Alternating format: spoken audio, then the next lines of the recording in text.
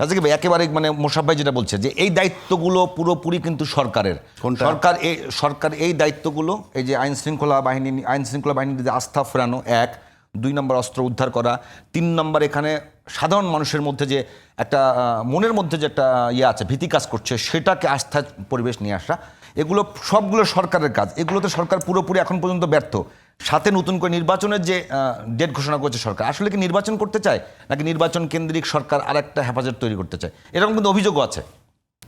ধন্যবাদ আপনাকে এবং বিশিষ্ট বিজ্ঞ আমার সহ আলোচক মোশাররফ ভাই। তার সাথে বনাবনি আমার একটু কম হইলেও লোক ভালো। শুনেন, যেই সুষ্ঠু পরিবেশের কথা আপনি বললেন, মোশাররফ ভাই তো এক বাক্যে বলে ফেললো পরিবেশ একদম সম্পূর্ণ সুষ্ঠু আছে। বলছে তো নির্বাচনের জন্য পরিবেশ সুষ্ঠু আছে। মোশাররফ ভাই এটা বলে নাই যে নির্বাচনের জন্য সুষ্ঠু আছে। নির্বাচন করা যায় কিভাবে? সুষ্ঠু আছে কিভাবে কইল? প্রশাসন তো সেই প্রশাসনই, যেই প্রশাসন 5ই আগস্ট যখন শেখ হাসিনা চলে যায় ঠিক ওই মুহূর্তে যে প্রশাসনগুলো ছিল তারাই তো বসে আছে। 1 বছর সরকার কি করলো? পরে আসি সেটাই, তারাই তো বসে আছে। প্রশাসন লোকগুলো তো তারাই, আর তো কেউ নাই না। সরকার ঘাস কাটছে, মনে করেন 1 বছর সরকার ঘোড়ার ঘাস কাটছে বসে বসে। ঘাস কাটার জন্য দায়িত্ব দেওয়া হয়নি তাকে। আমি বলতেছি আপনাকে, আপনি তো কইলেন সরকার বসে এসে ঘোড়ার ঘাস কাটছে, কিন্তু প্রশাসনগুলো তো সেই প্রশাসন। সরকার ব্যর্থ, কিন্তু ওই প্রশাসন এখন সুষ্ঠু নির্বাচন করবে, সরকার ব্যর্থ বলতেছেন আপনি, তারপরেও সেই আস্থা তাদের কেন হইল? 1, 2 না, রাজনৈতিক দলের তো এর বাইরে কোনো অবস্থান নাই। রাজনৈতিক দল নির্বাচন চাবে, এটা তো আমি তো নির্বাচন চাওয়াটাকে দোষ ধরতেছি না। আপনি try to understand my point. বলতে না দিলে অসুবিধা। বলেন প্লিজ। পরিবেশ সুষ্ঠু আছে, প্রশাসন পরিবেশ সুষ্ঠু রাখবে, রাখার দায়িত্ব সরকারের। সরকার ব্যর্থ বলে আমার কাছে মনে হয়, কিন্তু তারা ভাবতেছে পরিবেশ সুষ্ঠু আছে। কেন? 2টো কারণে। 1 নম্বর কারণ, বিএনপি এখন সবচেয়ে বড় দল, তার সামনে কোনো দল নাই। 2য় কারণ, আওয়ামী লীগ মাঠে নাই। যদি প্রশাসনের উপর আপনার এত আস্থাই থাকে তাহলে এর আগের নির্বাচনে যান নাই কেন? প্রশাসন যদি সুষ্ঠু পরিবেশ রাখতেই পারে, আগের নির্বাচনে যান নাই কেন? আমার প্রশ্ন। এইবার আসেন, নির্বাচন করলে তারা জিতবে, কোনো সন্দেহ নাই। কিন্তু একটা নির্বাচনে কি ক্রাইটেরিয়া? একটা নির্বাচন করলেই আপনি গণতন্ত্র ফিরে আসবে? উনিও জানে, আওয়ামী লীগের সময় যখন টকশো করছি তখন বলছি যে বিএনপি যদি নির্বাচনে না যায় তাহলে সেই নির্বাচন গ্রহণযোগ্য হবে না। খেয়াল আছে আপনার? বলছি, অর্থাৎ একটা শক্ত প্রতিদ্বন্দ্বী থাকতে হয়, যেটা না থাকলে হবে না। এবং আমি এটাও বলছি যে বিএনপি যদি এমন ক্ষমতায় থেকে নির্বাচন করতো তাহলে আমি বলতাম আওয়ামী লীগ না আসলেও নির্বাচন গ্রহণযোগ্য হবে না। কিন্তু আজকে আওয়ামী লীগ যেভাবে বিতাড়িত হয়েছে, তাতে আপনি তাকে রাখার বা থাকার প্রত্যাশা আপনি করতে পারেন না, কোনোভাবেই না। তা সেদিক থেকে ওনার মাঠটা পরিষ্কার বিধায় উনি খুব সুন্দরভাবে বলতেছে প্রশাসন সব একেবারে স্মুথলি করবে, তারা নিরপেক্ষ থাকবে সব কিছু। এইবার আসেন, আমি যে কথাটা নিয়ে কথা উঠছে এখানে, 2টা বিষয় আছে, জুলাই ঘোষণাপত্র আর জুলাই সনদ। এইটাকে সমাধান করেন, ওটা পরে যান। কোনটা? যে বিএনপি, আপনি বলছেন যে বিএনপি, হ্যাঁ, আওয়ামী লীগের আমলে আপনি বলেছেন যে বিএনপি নির্বাচনে না গেলে নির্বাচন গ্রহণযোগ্য হবে না। হ্যাঁ, এখন আর আজকে যদি বলি যে আওয়ামী লীগ না হইলে, কথার কথা বলছি, মানে তখন বলছি যে বিএনপি যদি আজকে ক্ষমতায় থাকতো আর যদি ক্ষমতায় থেকে নির্বাচন করতো, তাইলে আমি বলতাম যে আওয়ামী লীগ যদি নির্বাচনে না আসে তাইলে পরে সেই নির্বাচন গ্রহণযোগ্য হবে না। এখন তো বিএনপিও ক্ষমতায় নাই, আওয়ামী লীগও ক্ষমতায় নাই। এখন সব রাজনৈতিক দলগুলোকে নির্বাচনে আনার জন্য যে আস্থা তৈরি, সেটা কি বিএনপি করবে? না, বিএনপি করবে কেন? বিএনপি করবে কেন সেটা না, বাট কথা আছে এখানে। প্লিজ, ড্রাইভিং সিটে আপনি বসা। কেমন ড্রাইভিং সিট আপনি বসা? বড় রাজনৈতিক দল বিএনপি, সেটাই তো বলতেছি। রাজনীতির টোটালটা আমি একটু যোগ করি, আমি নিয়ন্ত্রণের ক্ষেত্রে বলতেছি, টোটাল রাজনৈতিক ফিল্ডটা নিয়ন্ত্রণ করার ক্ষেত্রে তাদের রোলটা সবচেয়ে বড়। কথাটা বোঝার চেষ্টা করি। না রাজাকি ভাই, আমি রাজাকি ভাইয়ের সাথে একটু যোগ করি। হ্যাঁ, যোগ করেন। এই যে আপনি যে কথা বলছেন, বাংলাদেশে বর্তমানে আপনি গত প্রিভিয়াস 1 বছর তো আপনি দেখছেন যে একটা নিউট্রাল গভর্নমেন্টের অধীনে বাংলাদেশটা চলছে। বিএনপি কোথাও তার প্রতিপক্ষ বলেন বা অন্যান্য রাজনৈতিক দল বলেন, কাউকে কোথাও রাজনৈতিকভাবে নির্যাতন বলেন, ডিস্টার্ব বলেন, তাকে মানে প্রতিরোধ করা, এরকম একটা ঘটনা আপনি বলতে পারবেন? এগুলো তো ইরিলেভেন্ট। আপনি কারো প্রতিপক্ষ আপনি হবে কেন? না, আমি রাজনৈতিক দলের থেকে সামনে হয়। আপনার সামনে তো কোনো প্রতিপক্ষ নাই, সেটা তুমি এডমিট করতেছি। এটা কি বিএনপির অপরাধ? আমি কিন্তু কথা শেষ করতে, আচ্ছা, please, আমি তো অপরাধ বলি নাই আপনাকে, রাজ্জাক ভাই বলেন প্লিজ। কিন্তু আপনি যদি গণতান্ত্রিক প্রক্রিয়ায় বিশ্বাস করেন যে গণতন্ত্রের প্রি কন্ডিশন হলে আপনার একটা শক্ত বিরোধী দল থাকতে হবে।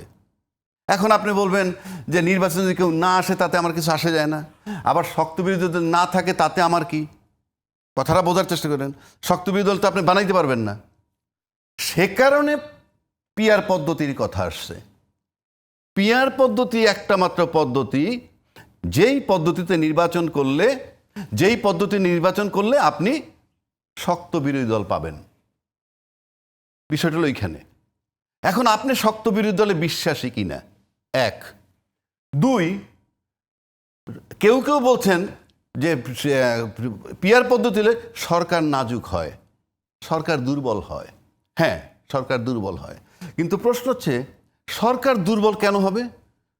আপনি সরকার যদি ট্রান্সপারেন্ট থাকেন, আপনি সরকার যদি স্বচ্ছ থাকেন, আপনার তো নাজুক হওয়ার কোনো কারণ নাই। আপনি পিয়ার পদ্ধতি ছাড়াও যদি আপনি আসেন, আপনি জাপান, ইটালি, আপনার জাপানে 5 বছরের ইয়ের মধ্যে 4 বার সরকার বদলায়, ইতালিতে 5 বার সরকার বদলায় ট্রেডিশনালি। না না ইংল্যান্ড শেষ করতে দেন। না না, ভাই আপনি বলবেন, এটা আপনি পরে বলেন। এটা বলেন ভাই, নোট করেন। রেগুলার ইলেকশনের কথা বলতেছেন। হ্যাঁ, আমি বলছি পিয়ার পদ্ধতিতে সরকার নাজুক হয়, আমি সেটা বলছি। এরা নাজুক সরকার, এরা পিয়ার পদ্ধতিতে নির্বাচিত না। আমি বলছি সরকার নাজুক হইলে আপনার অসুবিধাটা কোথায়? অর্থাৎ আপনি যদি প্রপার ওয়েতে কাজ করেন, আপনাকে তো কেউ সরাবে না, আপনার নাজুক হওয়ার কোনো কারণ নাই। বাংলাদেশের কালচার কি এটা সম্ভব? তার মানে বাংলাদেশের কালচারটা কি এই যে আমি 5 বছর থাকতেই হবে আমাকে? আপনি যদি if your performance is not good, আর আপনি যদি সিদ্ধান্ত নেন যে আমার পারফরমেন্স ভালো না হইলে, ধরেন উনি ক্ষমতায় গেল 5 বছরের জন্য, 6 মাস পর থেকে আমরা দেখলাম যে ওনার পারফরমেন্স ভালো না, কথার কথা, ব্যাস হি ইজ ডুইং মেনি রংস, যেটা আমাদের মানে দেশের জন্য ক্ষতিকর বা জনগণের জন্য ক্ষতিকর। উনি বলবেন যে হ্যাঁ ভোট আসুক ভোটে।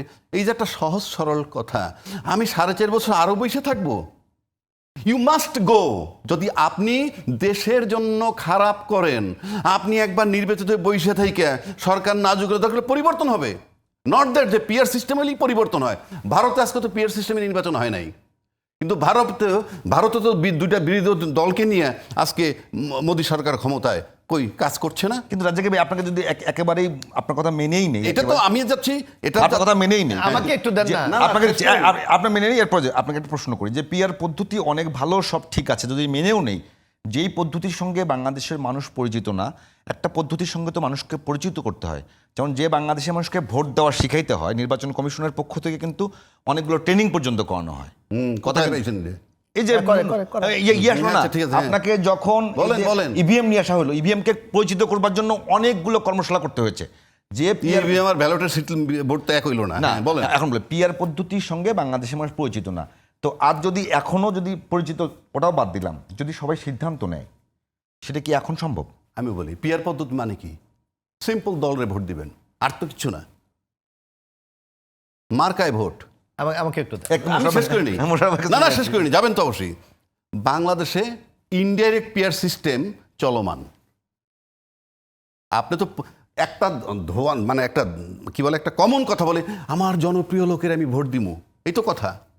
বাংলাদেশে পরোক্ষভাবে পিয়ার পদ্ধতি চলমান, প্রমাণকে দিচ্ছি আপনাকে। আপনি এই যে গত নির্বাচন হইল, বাহাউদ্দিন নাসিম শরীয়তপুরের, সে ঢাকা 8-তে পাশ করছে, ঢাকা 8-তে পাশ করছে। This is call peer system. কারণ এটা মার্কা ইলেকশন। কথাটা শেষ করতে দাও। আমি বলছি indirect, try to understand, disturb করেন না। এটা হলো ইনডাইরেক্ট পিয়ার সিস্টেম। কিসের পপুলারিটি তার এখানে? নৌকায় ভোট দিছি, এটা মানুষ বুঝে। টান দিয়াই না আপনি সাকিব আল হাসানকে দিলেন, মার্কায় ভোট দিছে, সেই এলাকার পপুলার লিডার না। ওইগুলোকে আসলে উদাহরণ দেওয়ার সুযোগ আছে। আমি বলছি ইনডাইরেক্ট পিয়ার সিস্টেম বলতেছি আমি ডাইরেক্ট বলি নাই। সুতরাং এইটা খোরা অজুহাত। 3 নম্বর আসেন, এইবার আসেন প্রথম। হাইছেন না রে ভাই, খালামাখা আপনি একা সব টাইম নিয়ে নিন। না টাইম না, আপনি পরে বলেন। এখন আসেন আপনি এই যে নির্বাচনের কথাটা যে বলছেন, অন্যরা যে এত আপনার নির্বাচন পর্যন্ত যাইতে হইলে আপনি একটা জায়গায় যাইবেন, একটা প্রক্রিয়ার মধ্যে দিয়ে যাবেন না।